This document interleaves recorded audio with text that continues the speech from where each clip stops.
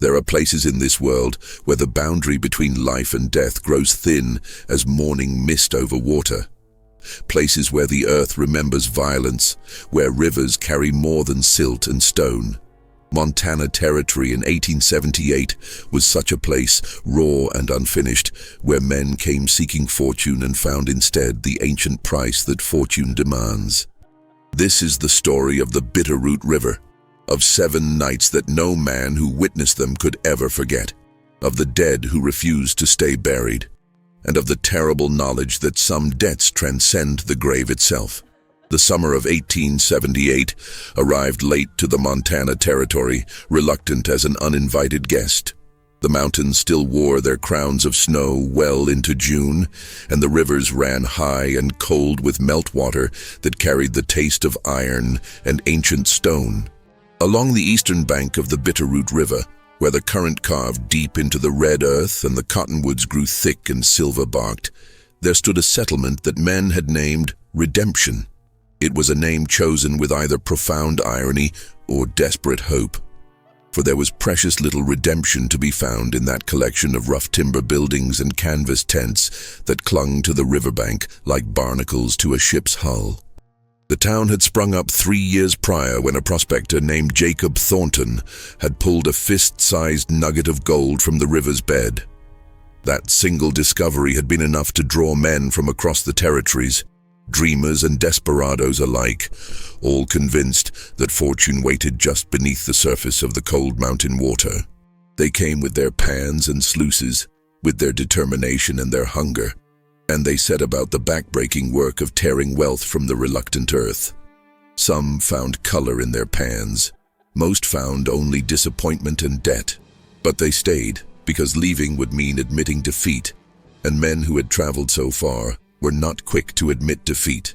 By the time the events of this story began, redemption had grown to perhaps 200 souls, though the number fluctuated with the seasons and the rumors of strikes upstream or down. There was a general store that doubled as a trading post, run by a widow named Martha Killian, whose husband had frozen to death in the winter of '76. There was a saloon naturally called the Sluice Box, where men drank whiskey cut with river water and gambled away their dust on games of faro and poker. There was a blacksmith's forge that rang from dawn to dusk with the sound of hammers shaping iron, and a livery stable that smelled perpetually of hay and horse sweat and leather. There was even a church, though it saw sparse attendance except for funerals, which were regrettably frequent. The building was little more than a frame structure with a cross nailed above the door, presided over by an itinerant preacher named Silas Weaver, who came through once a month to collect tithes and deliver sermons about the wages of sin. The people of Redemption were hard people made harder by the land. They had calluses on their hands and worry in their eyes and little patience for sentiment or weakness. They worked from first light to last, and they slept the dreamless sleep of exhaustion. And they asked no questions about a man's past, because everyone understood that the past was precisely what most had come here to escape. It was an unspoken covenant, this mutual silence about what had been left behind. A man was judged by the work of his hands and the strength of his back and nothing more. Among these hard people was a man named Thomas Mercer, and it is through his eyes and words that much of this story has been preserved. Mercer kept a journal, which he wrote in each evening by candlelight, recording the mundane details of mining life alongside his private thoughts and observations. He was 32 years old that summer, lean and weathered, with hands scarred by rope and rock, and the permanent stoop of a man who spent his days bent over a sluice box. He had come west from Pennsylvania 5 years earlier, running from a failed marriage and a father's disappointed expectations. He had found in Montana not redemption, but at least the possibility of forgetting, which was perhaps close enough. Mercer worked a claim on the eastern bank, about a quarter-mile upstream from the main settlement. It was not a particularly promising claim, but it yielded enough color to keep him fed and supplied, which was all he asked of it. He lived alone in a tent that he had fortified against the weather with boards salvaged from abandoned claims and a stovepipe that drew poorly, but kept him from freezing on the coldest nights. His nearest neighbor was a French-Canadian named Louis Beaumont, who worked a claim just downstream, and who spoke English with an accent so thick that most men in Redemption had given up trying to understand him. Beaumont had been in the territory since '64, before the gold rush, trapping beaver and living with the Salish people. He knew the land and the river better than any white man in the settlement, and he carried about him an air of quiet wariness that made others uneasy. It was Beaumont who first noticed that something was wrong with the river. This was in late July, when the heat had finally come to the mountains and the water had dropped to its summer levels. The mining had been good for several weeks, better than it had been all spring, and the men were in high spirits, talking of winter stakes and new equipment, and maybe, just maybe, the strike that would change everything. Mercer had pulled nearly an ounce that week, his best take in months, and he had allowed himself to entertain thoughts of buying out the claim next to his, expanding his operation, perhaps even bringing in a partner to help with the work. Then Beaumont came to his tent one evening, just as the sun was dropping behind the western peaks and painting the sky the color of old blood. The French-Canadian's face was troubled, his usual stoic expression cracked by something like concern or perhaps fear. He stood at the edge of Mercer's camp, not coming closer, and when he spoke his accent was even thicker than usual, as if emotion had tangled his English. "The river," he said. "The river was wrong. It had changed. Could Mercer not feel it?" Mercer admitted that he could not. The river looked as it always did, running swift and cold and clear over the stones. The sound of it was the same constant white noise that filled every moment in Redemption, so omnipresent that men stopped hearing it after a while, the way a miller stops hearing his wheel. But Beaumont insisted. He said the water tasted different. He said the fish had stopped biting. He said the Salish woman who sold him dried meat in town had warned him that the river was angry, that something had disturbed it, that he should move his camp away from the bank. Mercer, who had little patience for superstition, told Beaumont that he was imagining things. Rivers did not grow angry. They simply flowed, indifferent to the affairs of men. If the fish had stopped biting, it was likely because they had been overfished or because the water temperature had changed. These were natural things with natural explanations. The French-Canadian had lived too long among the Indians, Mercer suggested, and had absorbed their mysticism along with their language. Beaumont looked at him for a long moment, his dark eyes unreadable in the gathering dusk. Then he shook his head slowly, the gesture of a man who knows he will not be believed, but feels compelled to speak his warning anyway. He told Mercer to watch the river at midnight. He said that if Mercer watched carefully, he would see that the current changed direction for a moment, that the water flowed backward, upstream, against all natural law. He said the Salish had a name for this, a word that meant something like the breathing of the earth, but he did not know how to translate it properly into English. Then he turned and walked back to his own camp, leaving Mercer standing there in the red twilight, bemused and slightly irritated by the exchange. Mercer did not watch the river at midnight. He wrote about the conversation in his journal, dismissing it as the product of isolation and too much whiskey, and then he went to sleep with the sound of the current rushing past his tent, constant as a heartbeat.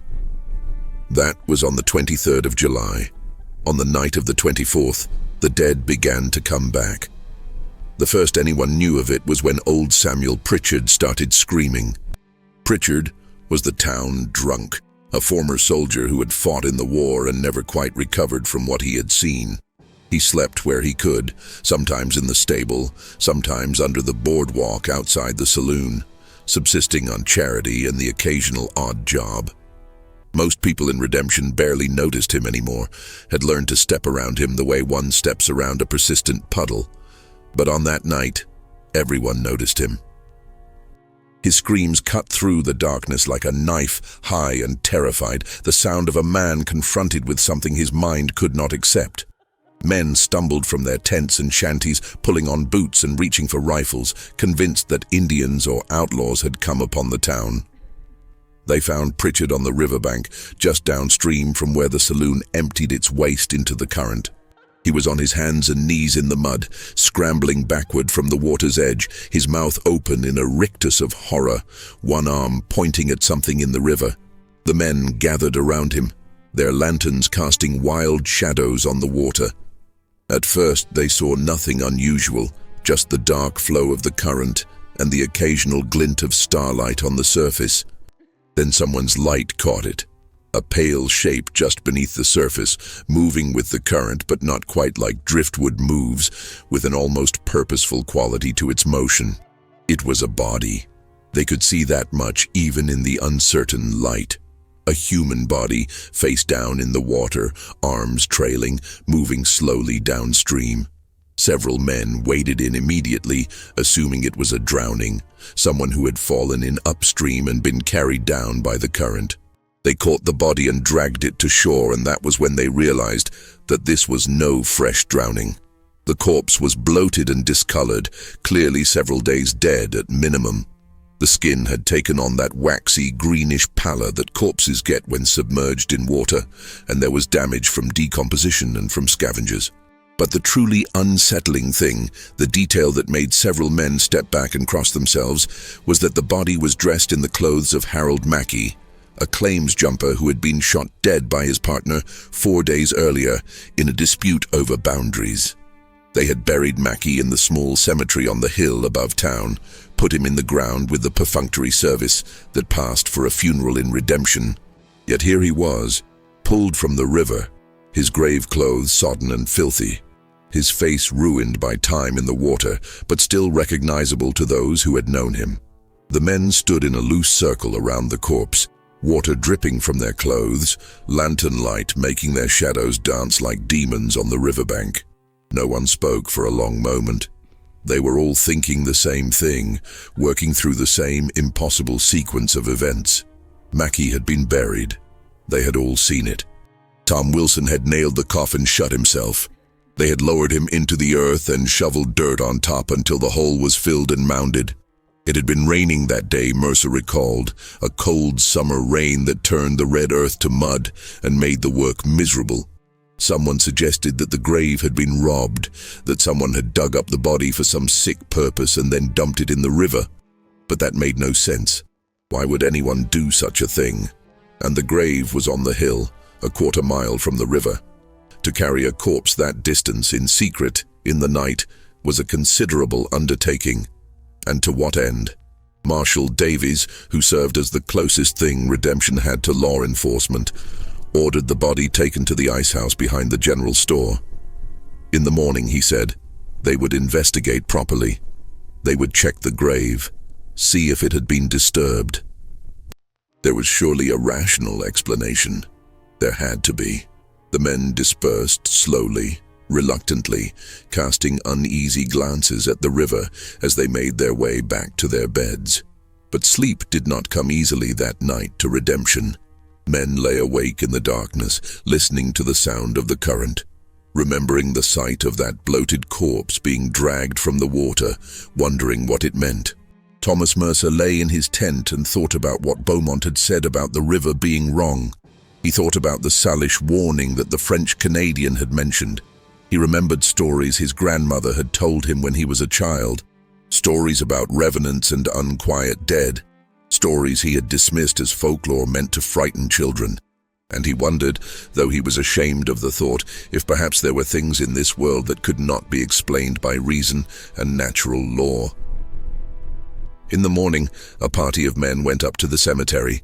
They found Harold Mackey's grave exactly as they had left it, the earth undisturbed, the wooden marker still standing straight. They looked at each other with growing unease. Then someone said they should dig it up, just to be sure. It took them most of an hour to excavate the grave in the hard-packed earth. When they finally pried open the coffin, they found it empty. Nothing but the stained white lining and a scattering of wildflowers that had been placed inside before the burial. The body had come from the grave itself. It had somehow found its way to the river, or the river had found its way to it. The men filled in the hole and went back to town in silence, each contemplating what this meant, each trying to maintain their grip on a rational world that seemed to be slipping away like water through cupped hands. That night, at midnight exactly, the river gave up 3 more bodies. This time there were witnesses from the beginning. Several men, made uneasy by the previous night's events, had gathered near the riverbank with lanterns and rifles, determined to keep watch. Mercer was among them, as was Beaumont, who had said nothing but whose presence carried the weight of vindication. They stood in the summer darkness, watching the water flow past, bright with reflected starlight. Then, as the church bell in town struck midnight with its single cracked note, the river changed. Mercer saw it happen and still did not quite believe what he was seeing. The current simply stopped. For perhaps 3 seconds, the water went completely still, flat and glassy as a mill pond. Then it began to flow backward, not quickly, not dramatically, but with clear and undeniable purpose. The water ran upstream, against its nature, against all physical law. And in that backward flow came the dead. They rose from the depths like swimmers coming up for air, breaking the surface with barely a splash, faces tilted toward the star-filled sky. 3 of them that night. The men on the bank recognized them all. There was Peter Coombs, who had been crushed when a tunnel collapsed in his mine shaft 2 weeks earlier. There was a Chinese laborer, whose name none of them knew, but whose face they recognized from the small community of railroad workers camped downstream. And there was Sarah Brennan, age 7, who had died of fever in the spring and been buried by her weeping parents in the cemetery on the hill. The bodies floated to the surface and then began to drift toward the bank, propelled by that impossible upstream current. The men watched in paralyzed horror as the corpses came closer, pale and swollen, eyes open and staring at nothing. Several men raised their rifles, though what they intended to shoot was unclear. Others backed away from the water's edge, stumbling over rocks and each other in their haste to put distance between themselves and what they were witnessing. Then, as suddenly as it had reversed, the current resumed its normal flow. The water began running downstream again, swift and cold and natural. The 3 bodies were caught in the renewed current and carried to the bank, where they came to rest against the muddy shore like driftwood after a storm. In the aftermath, as the men stood shaking and pale in the lantern light, Beaumont spoke. His voice was quiet, but carried clearly in the shocked silence. He said that in his years with the Salish, he had heard stories of rivers that remembered. Rivers that held grudges. Rivers that demanded payment for offenses against the land and the dead. He said the old people spoke of times when the water would give back what had been taken from it, when debts unpaid would come due all at once, when the boundary between the world of the living and the world of the dead would dissolve like salt in water. Marshal Davies told him to shut his mouth. They were not going to entertain savage superstitions. There was an explanation for this. There had to be. Some natural phenomenon they did not understand. Some quirk of geology or hydrology that created the illusion of backward flow and somehow dislodged buried bodies. Science would explain it. Science could explain anything if given enough time and study. But his voice lacked conviction, and the men heard the fear beneath his words. They took the 3 new bodies to the ice house, laying them beside Mackie's corpse. And then they went back to their homes and their tents and tried to convince themselves that what they had witnessed could be rationalized away.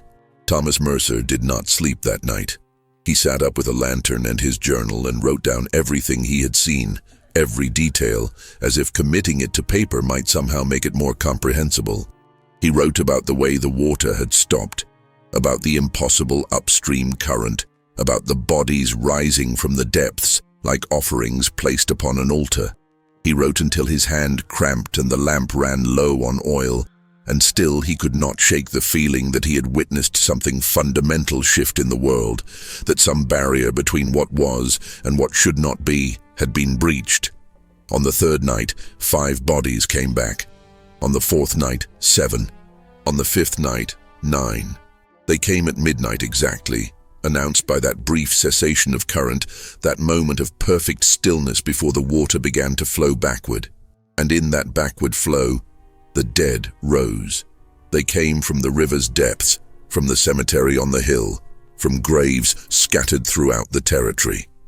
They came regardless of how long they had been buried or how far from the water they had been laid to rest. The river called them and they answered, floating to the surface with their ruined faces turned toward the stars, their arms trailing in the current like the branches of submerged trees. The town of Redemption descended into a kind of waking nightmare. Men stopped working their claims. The saloon did steady business all day and all night, whiskey being the only thing that could dull the edge of terror that had settled over the settlement. Families began to leave, packing their possessions onto wagons and heading east, preferring poverty and failure to whatever was happening to the river. But many stayed, paralyzed by disbelief or stubbornness, or simply the human tendency to deny what cannot be understood. The cemetery on the hill was systematically excavated. Grave after grave was opened, and grave after grave was found empty. The bodies were gone, everyone that had appeared in the river. But others remained undisturbed, which only deepened the mystery. Why these dead and not others? What distinguished those who returned from those who remained at rest? Theories proliferated wildly. Some said it was a judgment from God, that the returned dead were those who had died in sin and were therefore denied rest. Others claimed it was Indian magic, revenge for some offense against the native peoples. A few whispered about demonic possession, about hell giving up its dead, about the end times foretold in Revelation. The itinerant preacher, Silas Weaver, delivered a sermon about Ezekiel's valley of dry bones and the resurrection of the dead, though his hands shook so badly he could barely hold his Bible. Martha Killian, the widow who ran the general store, had her own theory. She had lived in the territory longer than most, had been there before Redemption existed, when it was just her husband's trading post and a few scattered trappers. She remembered stories the trappers had told, stories they had gotten from the Indians, about a massacre that had happened along this stretch of the Bitterroot decades earlier, before white men had come in significant numbers. A war party had attacked a Salish village in winter, she said, killed everyone, including women and children, and thrown the bodies into the river through holes in the ice. The water had been too frozen for proper burial, and the dead had been left to sink into the depths, unmourned and unavenged. When the miners came and started working the river, Martha said, they had disturbed something. They had torn into the earth where blood had been spilled, had sifted through sediment that contained the bones of the massacred, had violated a grave they did not know existed. And now the river was giving back its dead, all its dead, as if to remind the living that the land remembered what men chose to forget. It was a chilling theory, but it explained nothing about why the recent dead were returning. Those who had died of disease or accident and been buried properly in consecrated ground. Unless, Mercer thought as he listened to her tell it, unless the river was not merely returning the victims of the massacre, but was demonstrating its power over all the dead, was teaching the living a lesson about the permanence of death and the arrogance of those who thought they could defy it. Louis Beaumont had stopped coming into town. He had moved his camp away from the river, up into the hills where the sound of the current could not reach him. When Mercer went to find him on the afternoon of the 5th day, he found the French-Canadian packing his remaining possessions onto a mule. Beaumont told him he was leaving. He said he had seen enough, that he recognized what was happening, even if the others did not, or would not. The river was cleansing itself, he said. It was rejecting what had been put into it, was pushing out the corruption that men had introduced. The dead would keep coming until the debt was paid, until the balance was restored. And when the river was finished with the dead, it would come for the living. This was the way of things when sacred places were violated, when the boundary between the worlds was broken. First the dead returned, then the living were taken in their place. Mercer asked him how he knew this. Beaumont said he did not know it, not in the way white men demanded to know things, with proof and logic. He felt it, the way an animal feels an approaching storm, the way birds know when to fly south. The land was speaking, and those who would not listen would perish. He advised Mercer to leave, to go as far from the river as possible, to not look back. But Mercer did not leave. He told himself it was because abandoning his claim would mean losing everything he had worked for. But in truth, it was something else. It was the same morbid fascination that makes a man unable to look away from a terrible accident, the need to see how the story ends, even when every instinct screams to run. He was not alone in this. Most of the men who remained in Redemption shared this dark curiosity, this compulsion to witness the impossible, even as it terrified them. On the 6th night, 11 bodies came back. Among them was James Brennan, Sarah's father. He had hanged himself 2 days after his daughter's corpse was pulled from the river, unable to bear the sight of what the water had done to her remains. They had cut him down from the barn rafter and buried him that same afternoon, and now here he was, rope burns still visible on his swollen neck, floating face up in the backward current with his dead eyes staring at the stars. His wife Catherine was among those watching from the bank.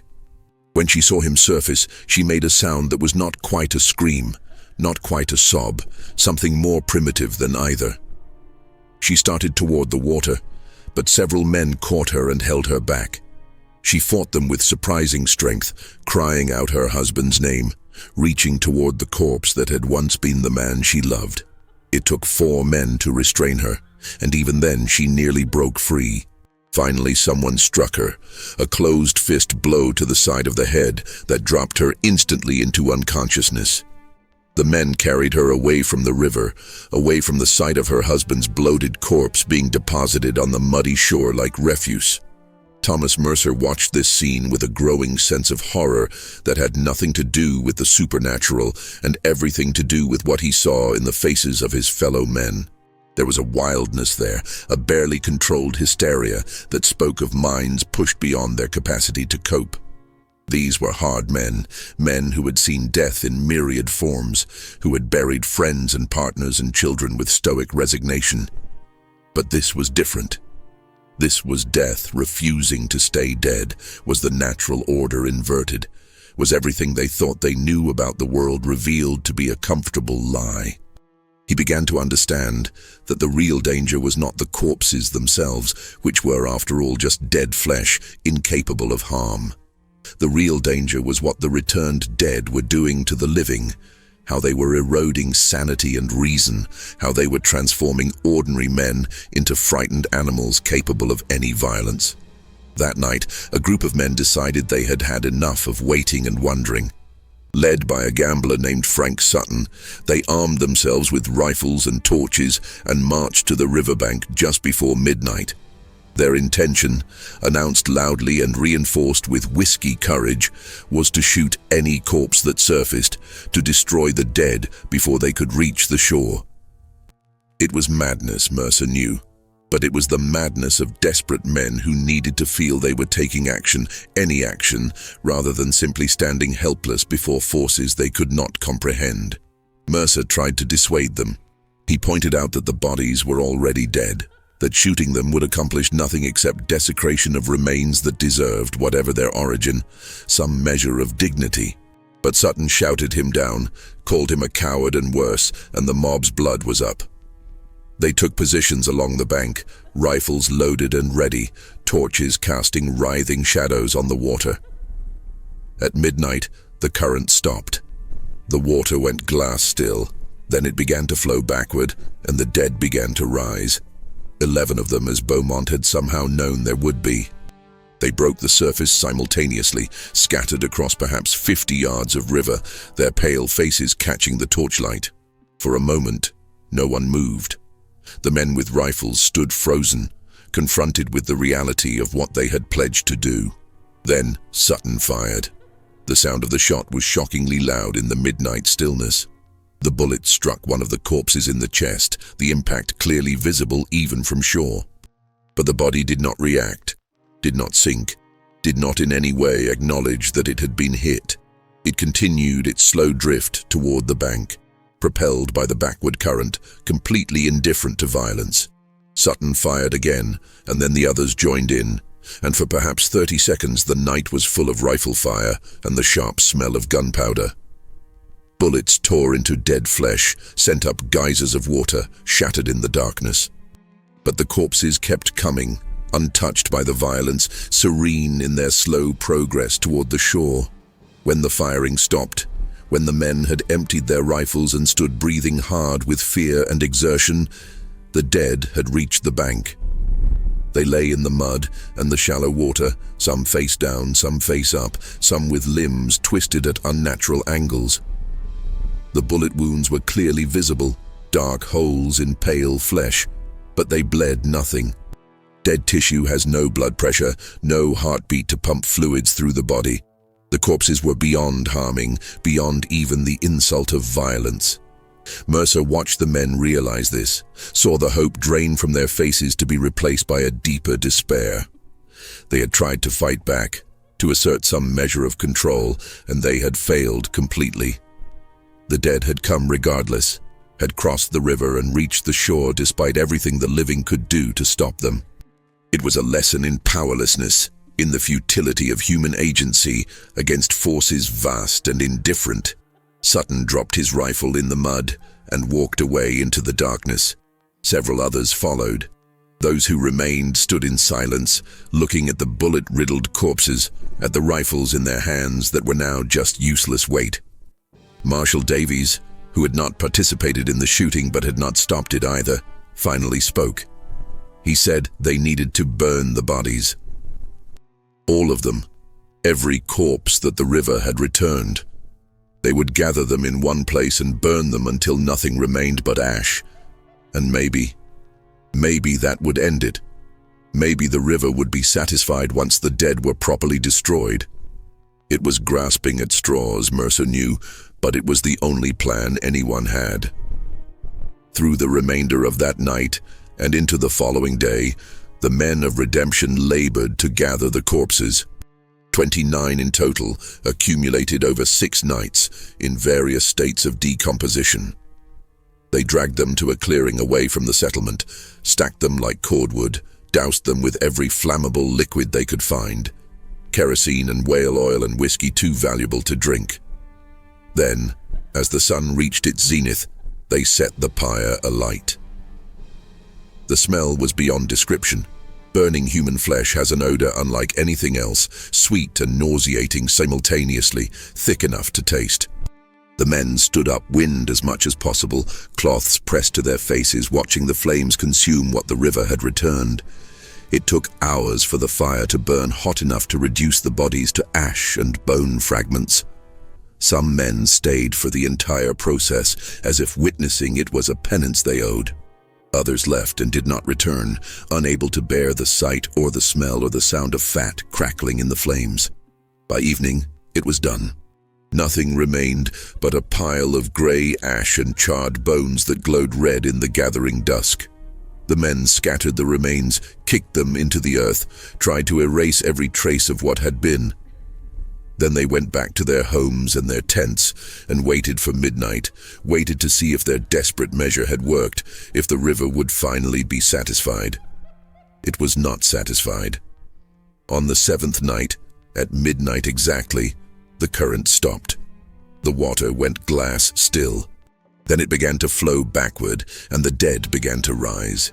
But this time, there were not 11 bodies, there were not 20, there were not even 50. The river gave back dozens of corpses, scores of them, perhaps more than 100 pale forms breaking the surface simultaneously across the entire visible stretch of water.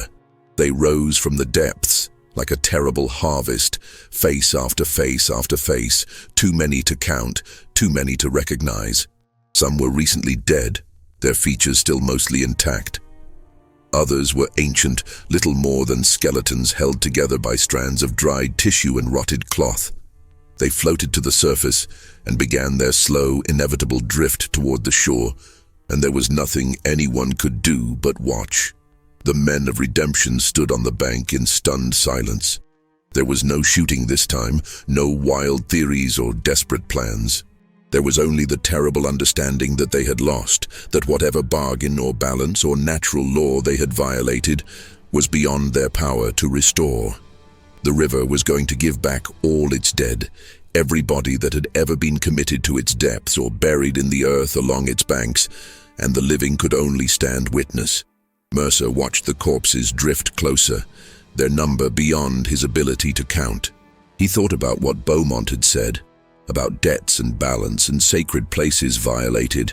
He thought about Martha Killian's story of the massacre, of bodies thrown through holes in the ice to sink into the frozen depths.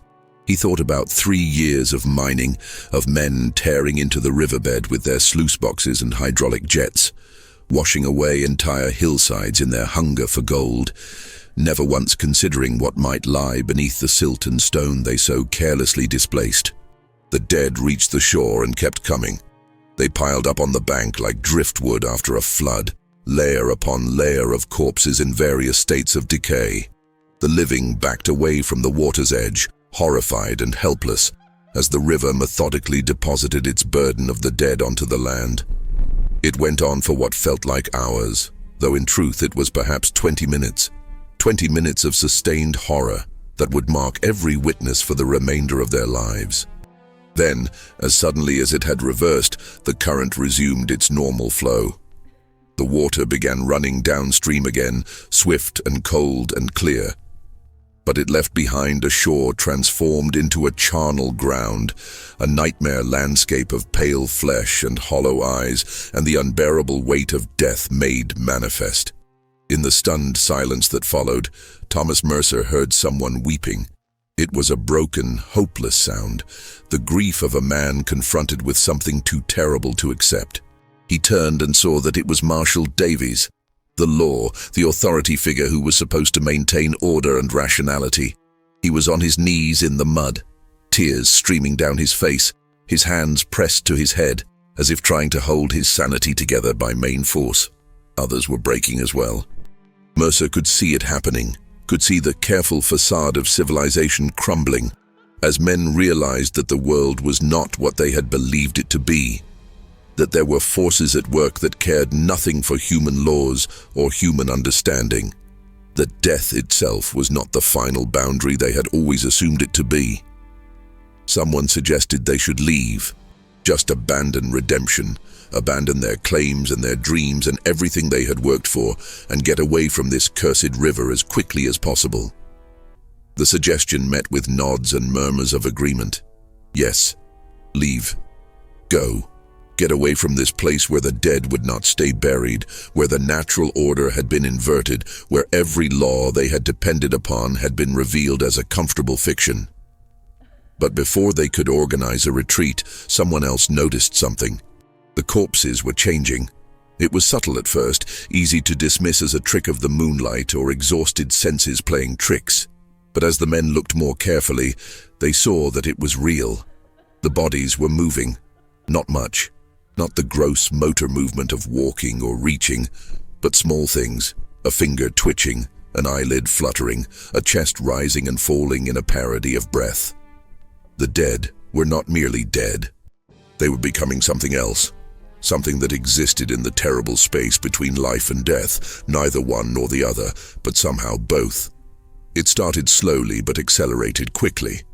The corpses began to stir, to shift position, to rise jerkily to their hands and knees like newborns learning movement for the first time. The newer dead moved more easily, their flesh still relatively intact, their joints still functional. The older ones struggled, their bodies too decayed to support proper locomotion, but they tried nonetheless, animated by something that cared nothing for the physical limitations of dead tissue. The men on the bank began to back away more quickly now, no longer orderly but scrambling, tripping over each other in their haste to put distance between themselves and the rising dead. Mercer found himself moving with them, his rational mind completely overridden by the primal instinct to flee from predators, even though these shambling corpses moved so slowly that a walking pace would easily outpace them. Someone fired a rifle, then another. The sharp cracks of gunfire cut through the night, but they had even less effect than before. Bullets tore through dead flesh, shattered bones, sent up puffs of dried tissue, but the reanimated corpses barely seemed to notice. They continued their slow, inexorable progress toward the living, driven by hunger or purpose or simply the blind imperative of whatever force had returned them to mobility. The retreat from the riverbank became a rout. Men ran through the darkness, abandoning weapons and dignity alike in their panic. Some headed for their claims, intent on grabbing what possessions they could before fleeing the territory. Others ran straight for the town, for the false security of structures and walls, for the comfort of community in the face of incomprehensible horror. Thomas Mercer ran with them, his heart hammering, his breath coming in ragged gasps. His rational mind, the part of him that had spent his entire adult life cultivating skepticism and reason, had shut down completely. All that remained was animal terror and the overwhelming need to survive, to get away from this place where the most fundamental laws of existence had been broken. He made it to his tent and grabbed his journal, some clothes, what little gold dust he had accumulated, and his father's pocket watch, the only item of sentiment he had carried west.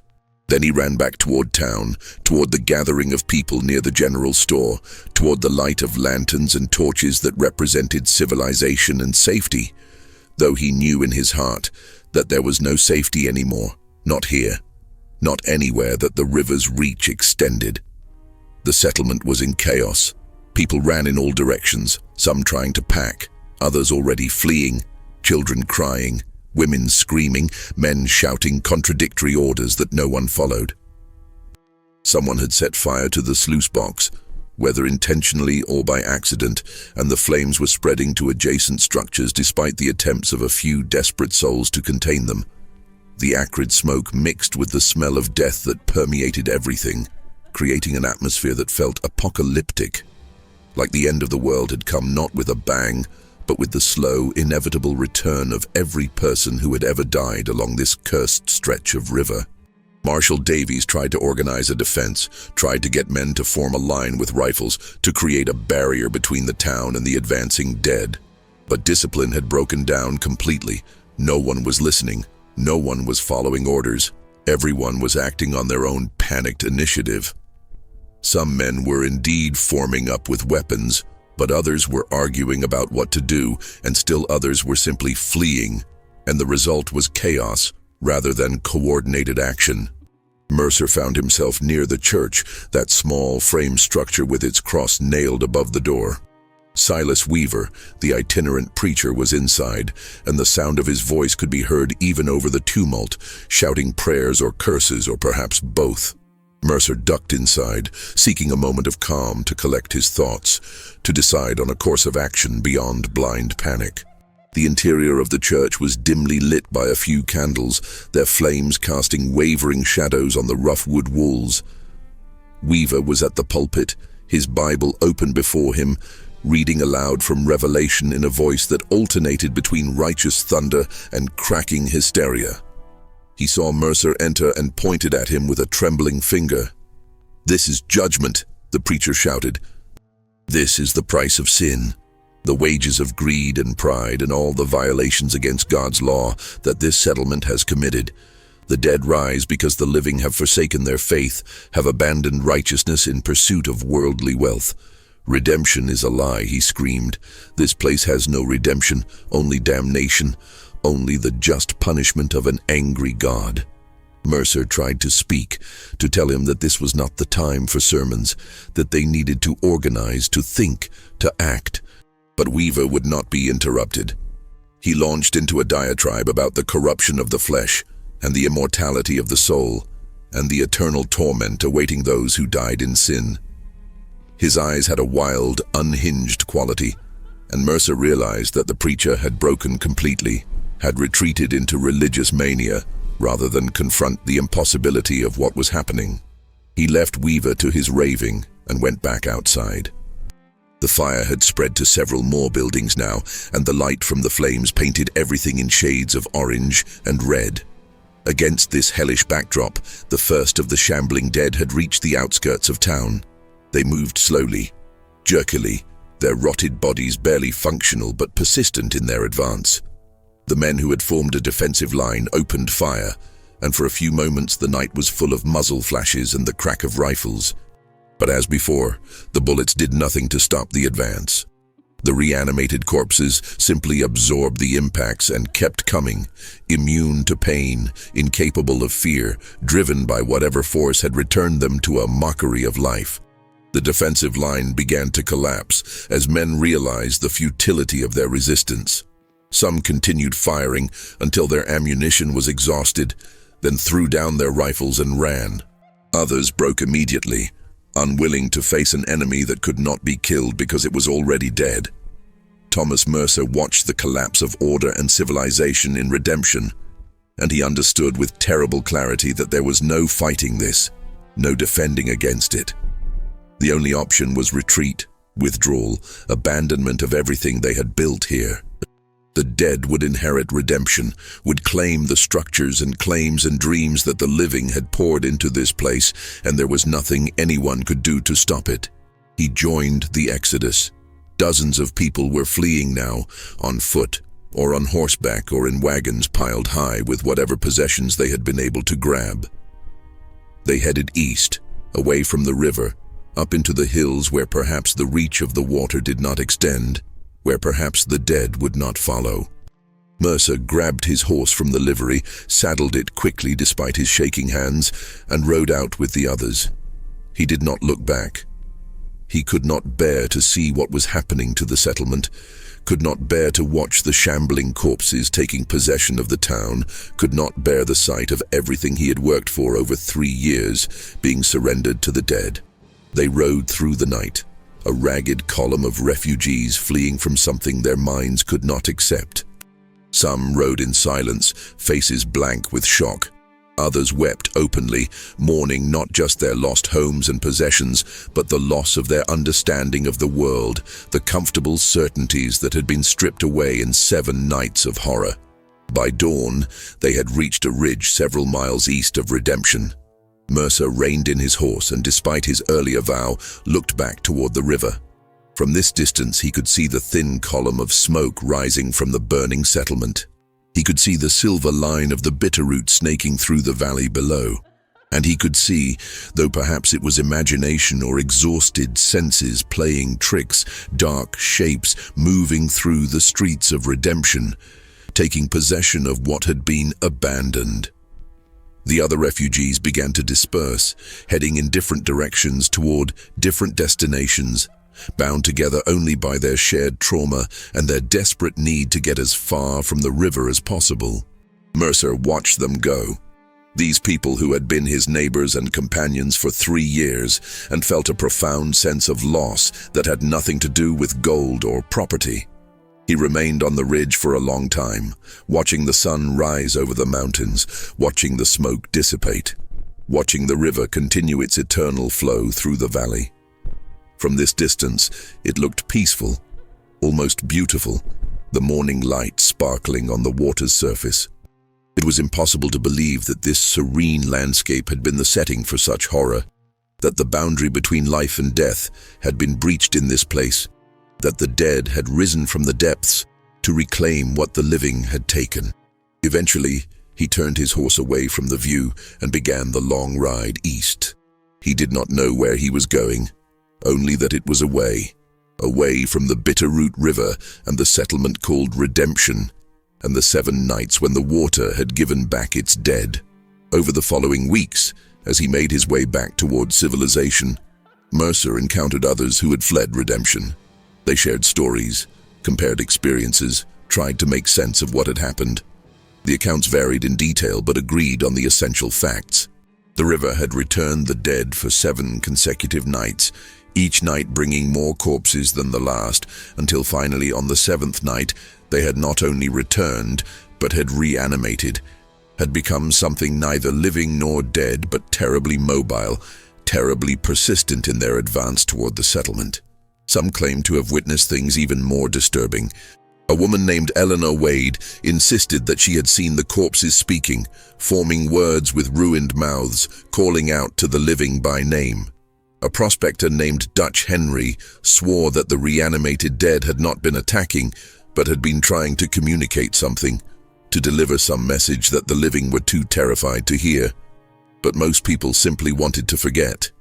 They wanted to return to a world where the dead stayed buried, where rivers flowed in one direction only, where the natural order was stable and predictable and safe.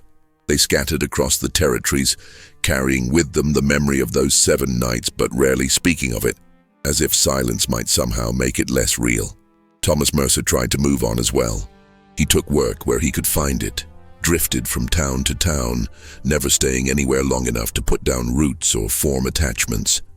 He had lost his taste for mining, for digging into the earth in search of wealth. The ground held too many dead now, and disturbing it felt like an invitation for them to return. But he could not forget. The memories haunted him, invaded his dreams, made every river he crossed seem sinister and threatening.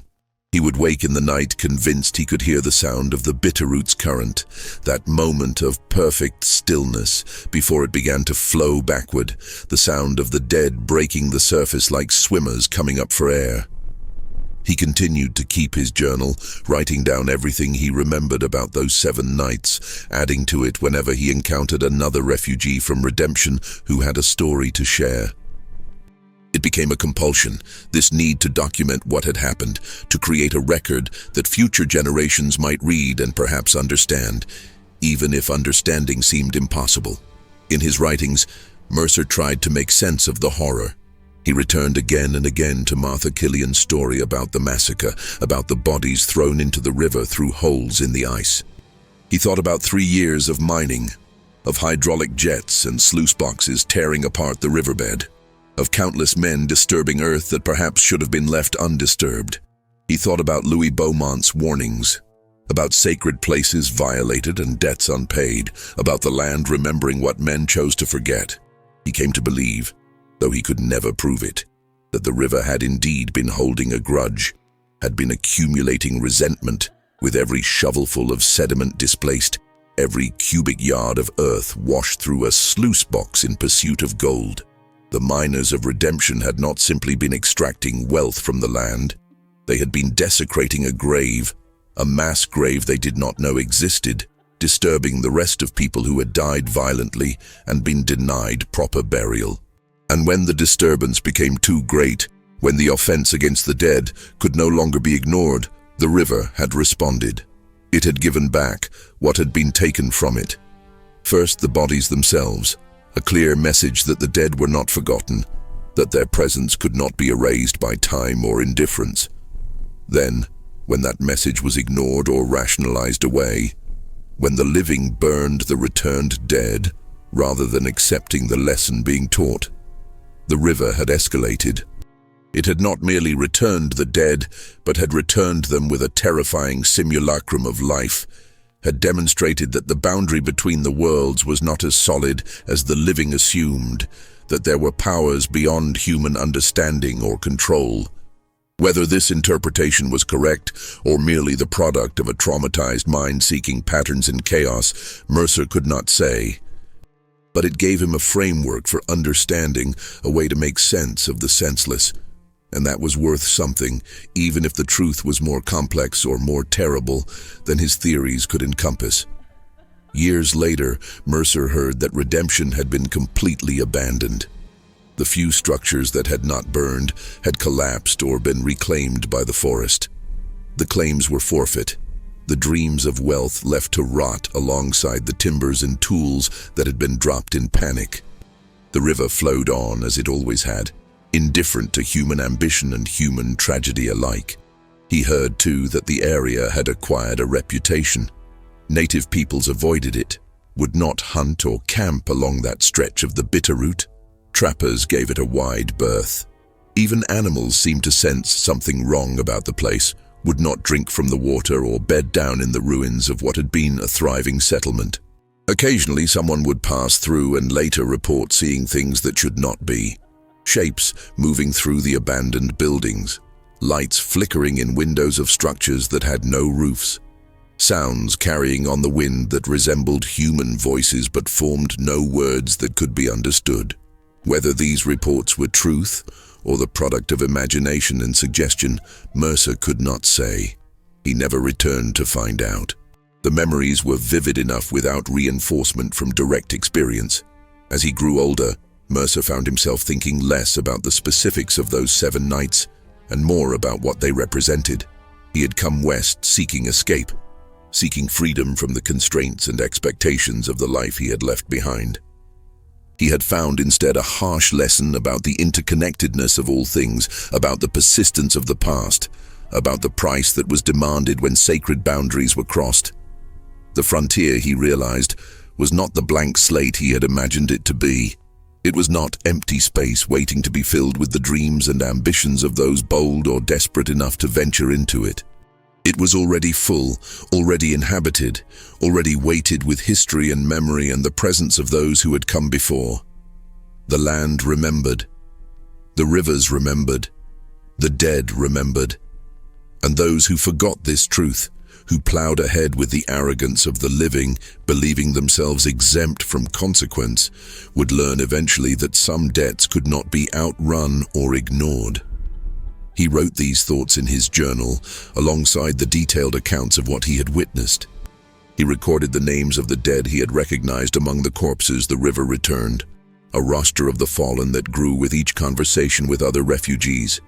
He drew maps of redemption as it had been, marking the locations of claims and structures, creating a record of a place that had existed briefly and violently, and then been surrendered back to the wilderness from which it had been carved. And he wrote about the river itself, that cold mountain current that flowed through the valley with such deceptive serenity. He wrote about its power, not the physical power of its flow, but the deeper power it represented, the connection between the living and the dead, the visible and the invisible, the known and the unknowable. The Bitterroot was not merely a geographical feature, it was a boundary, a threshold, a place where the rules that governed ordinary existence did not fully apply. In his final years, Mercer showed his journal to very few people. Most who read it dismissed his account as fiction or madness, the ravings of a mind broken by frontier hardship and isolation. But a few understood. They had their own stories, their own experiences with places where the world was not quite as solid as it pretended to be, where the past bled through into the present like water seeping through floorboards, where the dead exercised a claim on the living that could not be denied or escaped. These people, these believers in the reality of things that reason said could not exist, they took Mercer's account seriously. They copied portions of his journal, incorporated his story into the growing body of frontier legend and lore. They understood that what had happened at Redemption was not unique, was part of a larger pattern of consequences that followed those who pushed too hard into places they did not understand, who took without permission and disturbed without thought. Thomas Mercer died in 1897 in a boarding house in Denver, far from the mountains and rivers of Montana. He was 51 years old, worn down by hard living and harder memories.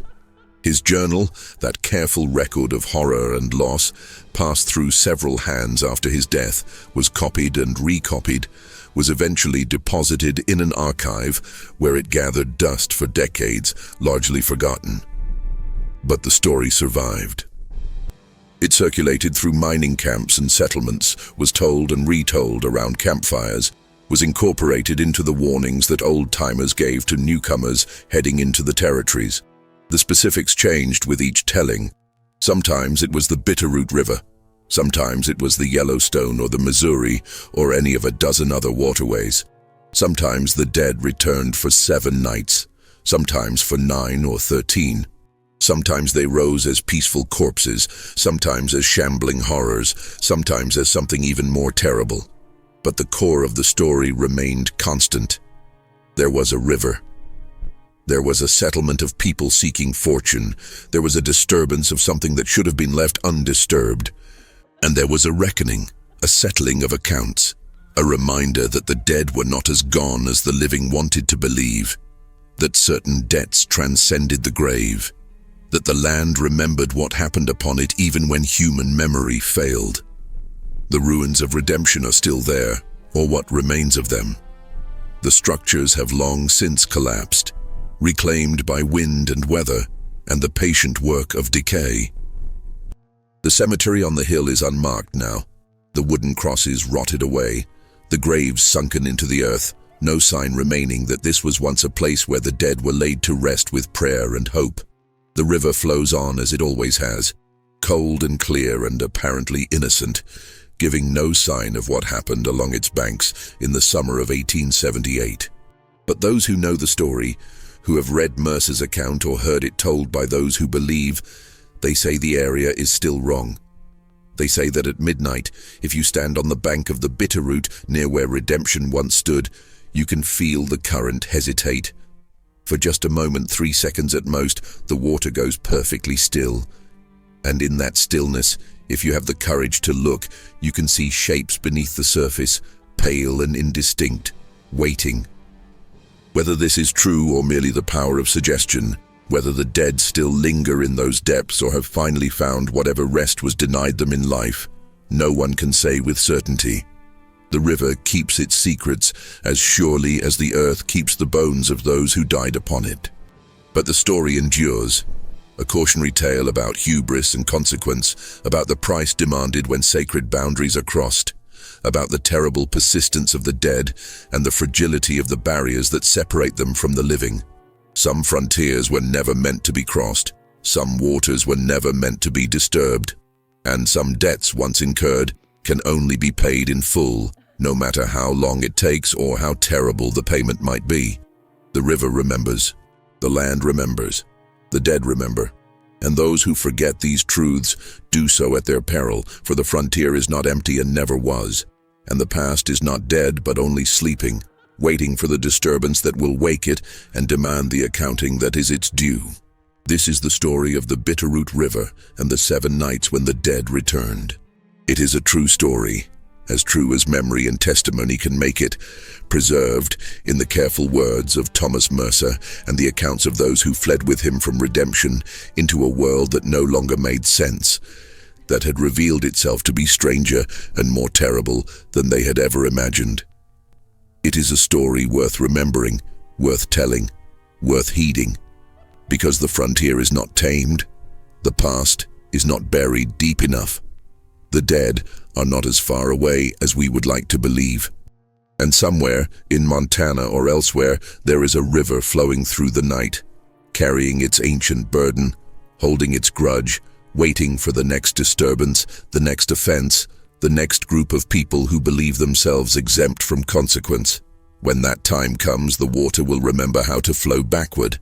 The dead will remember how to rise.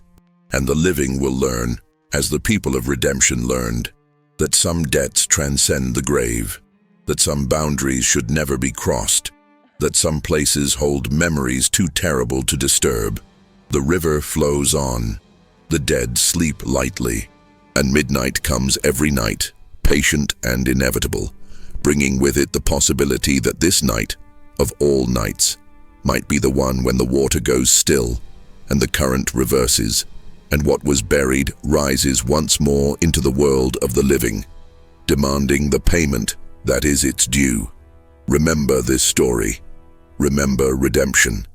Remember that the frontier has teeth, that the past is not past, that the dead do not forget.